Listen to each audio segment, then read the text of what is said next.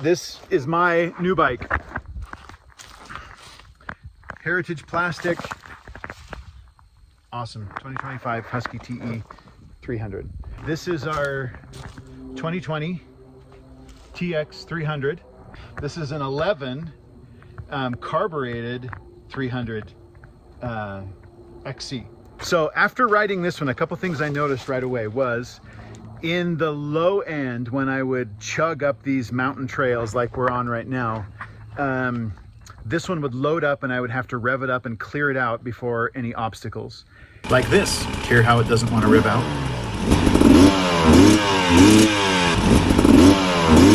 I felt like I had to clean out the bike a lot with the stock mapping.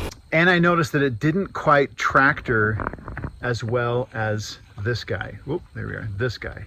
I thought as far as a tractor slow trail bike, this one, the TX TBI bike was better. On this hill climb, which is steeper than it looks, thank you GoPro, you're gonna see me make a mistake and I'm gonna drop my revs down.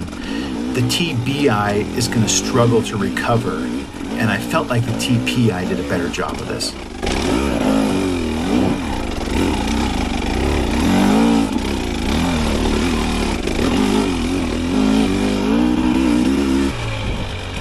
And then when we got on the flats and into the high speed stuff, I felt like the TE lacked kind of the punch and pop and aggressiveness that this one had. So we decided that I would send it off and have the mapping done. What I want to end up with after a mapping is I want the single track, slow, hard enduro characteristics of this bike on one map, and the snarly, aggressive, faster than it should be kind of punch that this bike has. We sent it off to get mapped, and now we're going to ride it and see what we think. So for mapping, I decided to go with a company called ZTM Tuning, which is run by a guy named Josh Mathews. The reason why I decided to use them is Josh is an active member of KTM Talk, which I spend a lot of time on, seems to give very solid and good advice there, and has mapped several of those machines of the people that are there, and they give good reviews. Another reason why I decided to go with Josh is because he has several posts that describe what he does for mapping. He describes exactly what I am looking for. It says, I can make the XCW act more like an XC in the green map, but still have smooth, luggable power that's easy to control in the white map. And that is exactly what I'm trying to do. So I went to Josh's website, which is not fancy, but got some nice views of what I assume is Colorado. Selected the TBI version of the map, and essentially it says exactly what I wanted to. Green revs out with top end, and white, lots of torque, hard enduro terrain. It's exactly what I'm looking for. I typed in my instructions, I packaged up my ECU and dropped it off at the post office on a Tuesday. And on Monday, I had the ECU back in my hands. No documentation really, just the ECU, which is fine. I didn't really need any of that. But you can see me here as a knuckle-dragging Neanderthal trying to put the ECU in upside down. My excuse is that all my other bikes are TPIs, and the ECU does sit this way. So it took me a few minutes to realize. You can see me realize there, oh wait, on a TBI, the ECU is upside down. So skills. So we got that in the right direction. Put our seat back on. And just because everybody does this, I started the bike and revved it a few times to see if I could tell a difference, and I could not, unsurprisingly. We're going to need to get this on the dirt.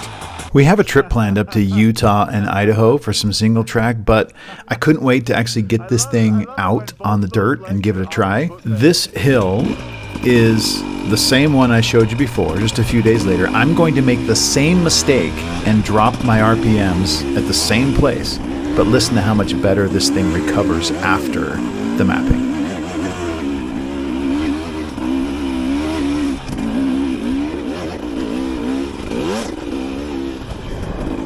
That recovered and built RPMs better than my TPI does. I was impressed.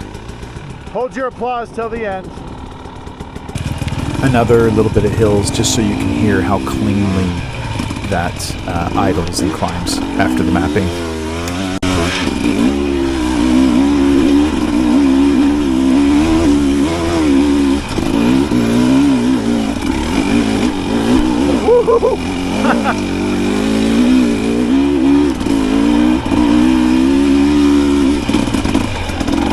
A little bit later, I'm going to find myself in this ravine, which has much steeper sides than the GoPro shows. It's so frustrating to see these afterwards. The reason I'm showing you this is I'm going to have to very carefully climb out of this ravine, and this is very silty and very soft, and I don't have to clear it out, even at the very low RPMs. It does not spin when I don't want it to, and it just climbs out of this steep ravine without breaking traction in the really loose dirt.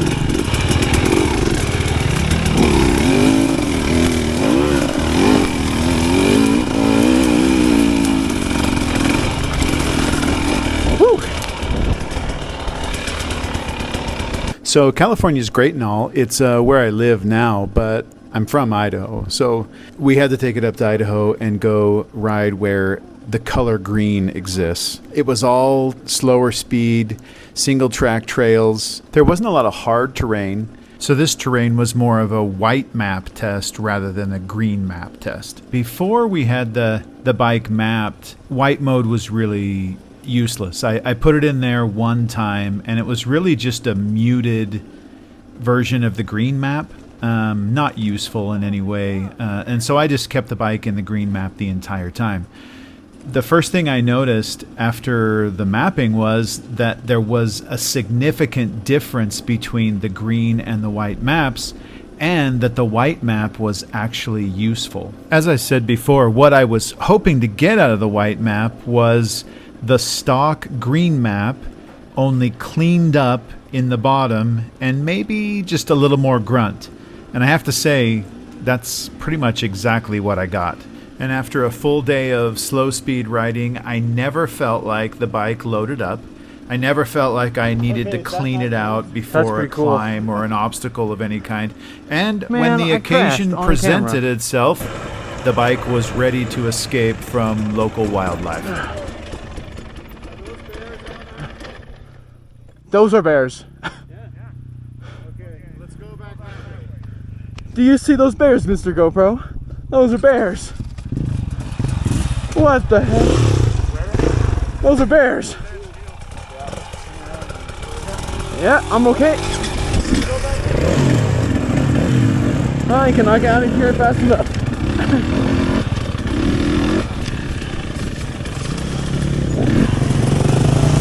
I'll hold them off. After a full day of testing on the white map on our single track trails, I have to say it did everything that I hoped it would do.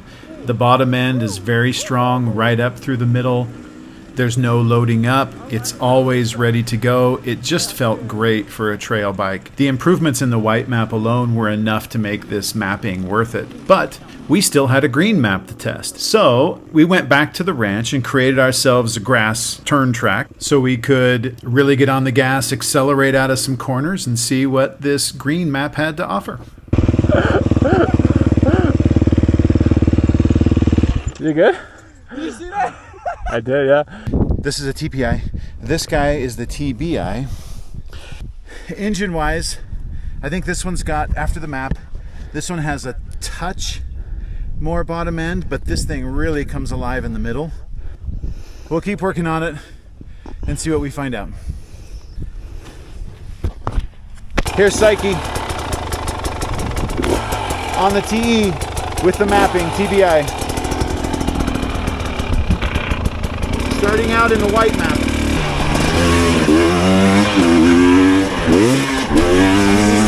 Right away I've noticed he's more aggressive.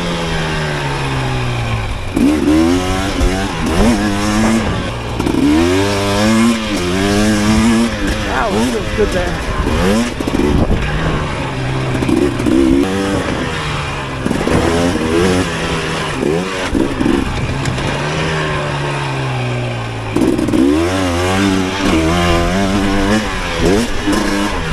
Okay, that was the white map. now we're heading to blue. Ah, that's green to me. I don't know what he's talking about.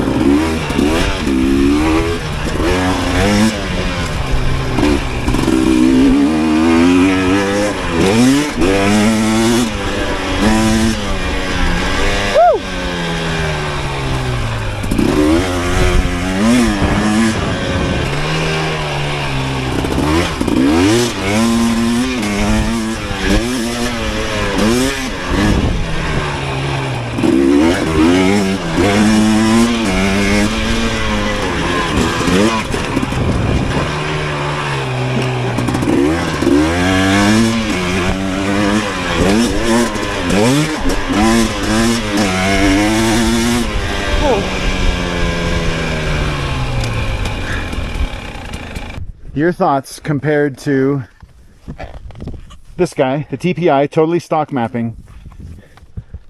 This one with the mapping. So I feel like that one, in that middle range, like lower middle range, it kicks. This thing, it feels like it's always kicked. Like it just wants to go. And on that lower, I just have so much more oomph. So you feel like there's more low end in which map? In this one, in the blue one. In the blue one, you just feel There's no blue map, it's green or white. Oh, green. You call it the green one. Green one. It feels so responsive just to end that lower, but it's so controlled. And that green, the white one, is a little bit more chill, and you can feel it get up to speed really smooth. That blue one is just aggressive. You could just bottom end is just going. Bottom end, this guy versus the TPI. This one. That one? This one wins. Okay, mid-range. I think it's even still this one. Even that one? Yeah. Okay. Well, we'll see. Okay. Should we go for a ride? And we did go for a ride, and we got caught in a rainstorm that would have made Noah a little bit nervous. It came down. It was a lot of fun. Being up there in the mountains is just fun. But one of the things I noticed was, I don't have it here on video, but there's a time where I have to climb a grassy, slick uphill that has a lot of rocks and some smaller logs that I had to cross.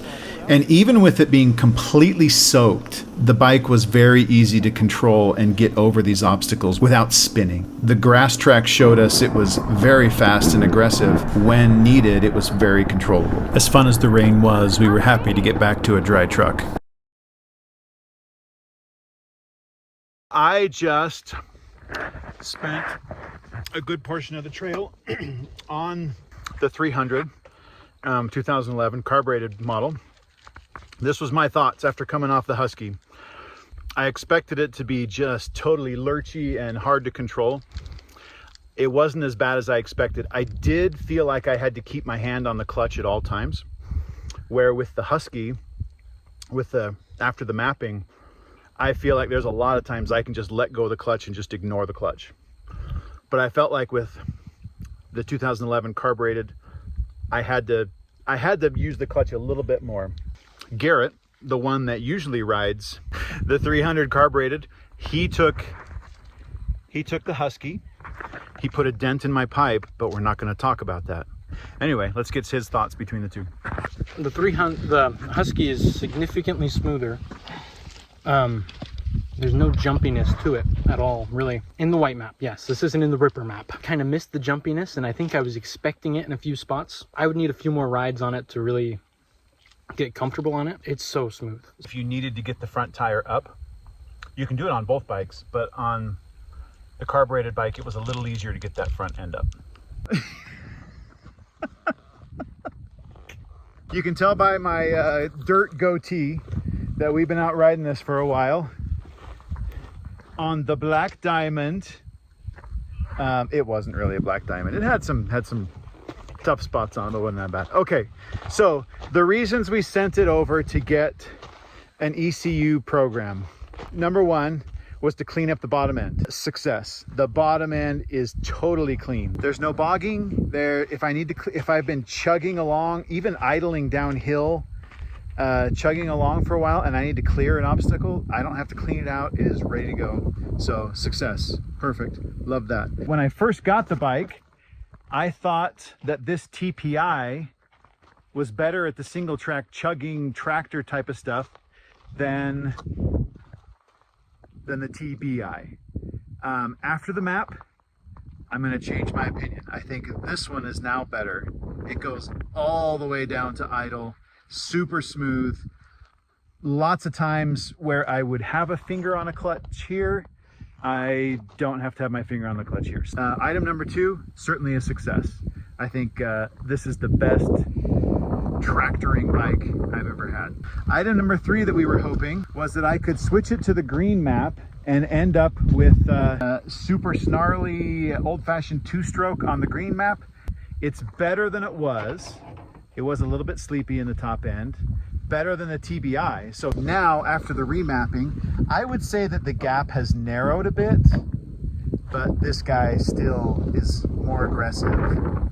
When you put it in the green, when you put Husky in the green map, this guy is still more aggressive and gives you a little bit of that thrust that this one just takes a split second longer to do. So overall, super happy, because most of what I do is going to be in the white map, and the green map feels pretty dang good when I want to get up and go. So success, definitely worth 150 bucks. Next steps. I don't know if I need this thing to chug any better than it does, but I'd like to see if I can. And I'd like to see if I can get it to be a little more aggressive in the green map. So I think our next steps is to try a head, RK Tech or TSP or something like that. See if we can just get a little bit more of that aggression in the green map. So what do you say when it's like to be continued? Stay tuned.